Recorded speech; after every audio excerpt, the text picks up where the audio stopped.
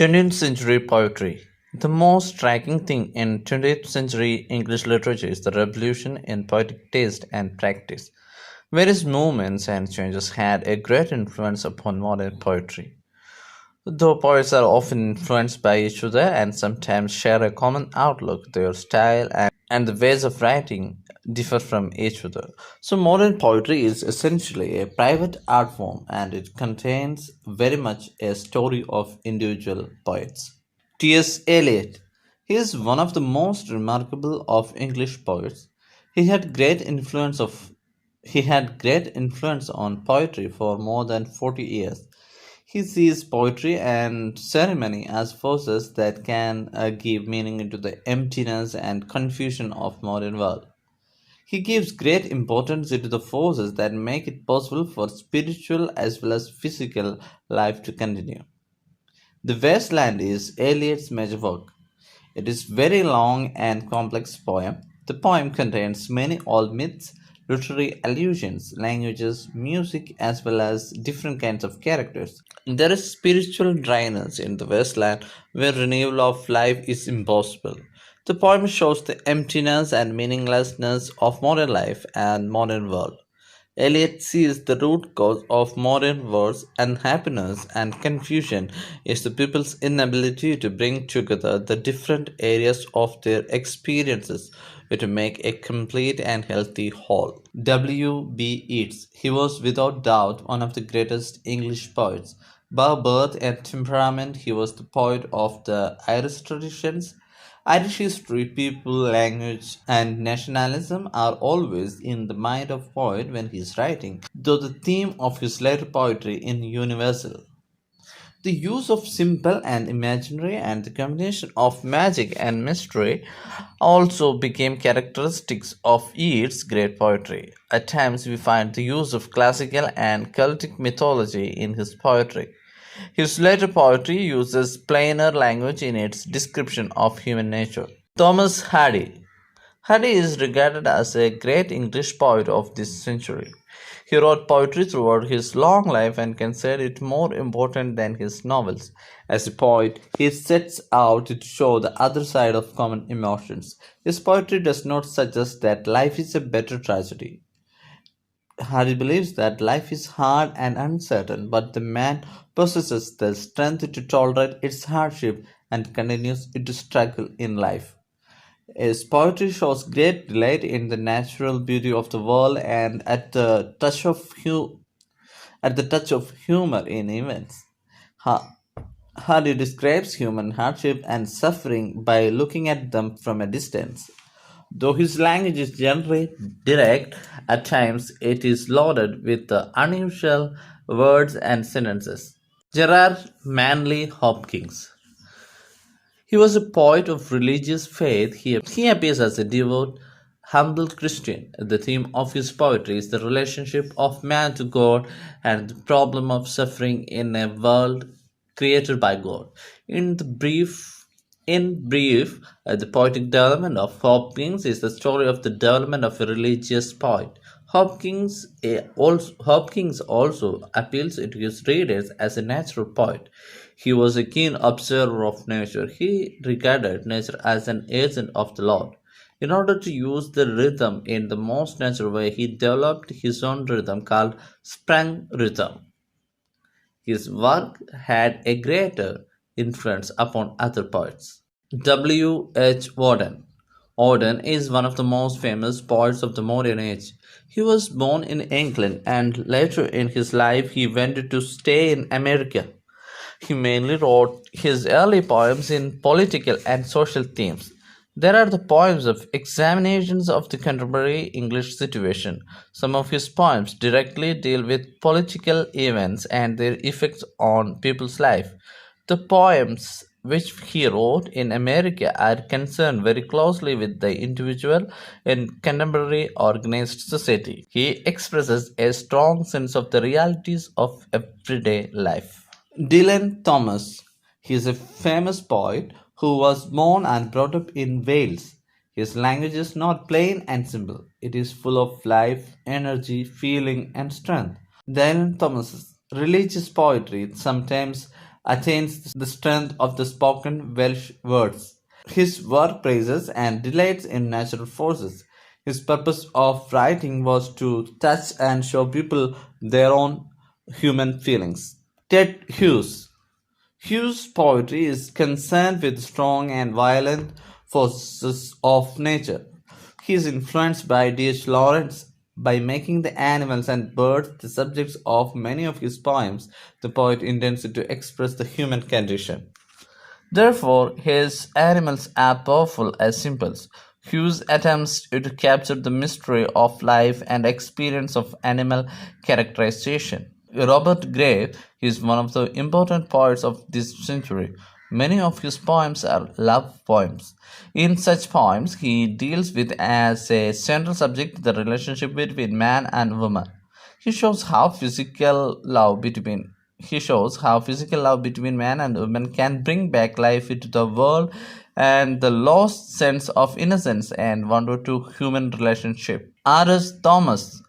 Thomas is Welsh and he is a clergyman by profession. Thomas follows the tradition of British poets who have written about the country. His poems deals with the hardship of country life. Country landscape and scene are beautiful to look at from a distance, but if one gets closer to them, he becomes aware of discomfort and hardship of life. His poems express the sense that difficulty in life can be tolerated only by love of men and love of God, since the qualities of mind alone are not enough. Philip Larkin. Larkin is one of the most important poets since the war. He is the central figure of the group who began movement poetry. His this group of poets rejected the tradition of Dylan Thomas that poetry should express high emotion and feeling and forces of nature. This subject tended to be smaller and their language more clearly controlled. In much of the poetry, there is a sense that really is dull and unattractive, but that living through a dream is equally impossible. Larkin is very much influenced by Hardy, and like him, he also looks back to the past because the real happiness seems to have been lost in the present. Steve Smith. Smith is a narrator whose voice is always clear and unmistakable and whose expression is spontaneous. She writes poems in her simple language and she treats common reality and experience of people in them. Many of her poems concerned with good and evil carry on a direct debate over the mystery of religion. She writes about her dislike of cruel people and gives sharp and critical description of how people behave to each other. Her aim of writing was ethical and didactic, as well as to be entertained. Seamus Heaney. Heaney is an Irish poet who is influenced by R.S. Thomas and Ted Hughes. Like them, he writes of the countryside and of the natural world in his early poems. His later poems move from private history to the public events of the past and how they have influenced the present political and military situation in Northern Ireland. Heaney is attempting to go beyond the daily events of the life around him and to discover the forces below his country's history that can bring back life and hope. He received the Nobel Prize for Literature in 1995. War poets. Robert Brooke. One of the most famous poets of the war is Brooke, but he does not express the painful view of the suffering caused by the war in his poetry. The romantic and patriotic view of many soldiers at the beginning of the war is reflected in one of his most famous poems. For Brooke, death for a soldier was a great sacrifice for his country. The poet has been criticized for not responding to the horrors of war. Siegfried Sassoon. Other war poets have truly expressed the painful realities of war. As an English soldier, Sassoon fought in France and gathered the real experience of the destructive war. In his poems, his anger is directed at the pointlessness of war. He severely attacks those military senior officers who plunged the innocent soldier into the war. He hates those people at home who ignore the misery and sufferings of the soldiers. The poets accuse them of believing the false heroic stories of war told by government. Wilfred Owen, he is the best known English poet of the First World War.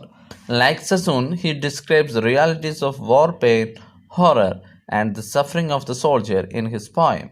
He mentions how the war destroyed the soldiers' happiness and damaged their mind permanently.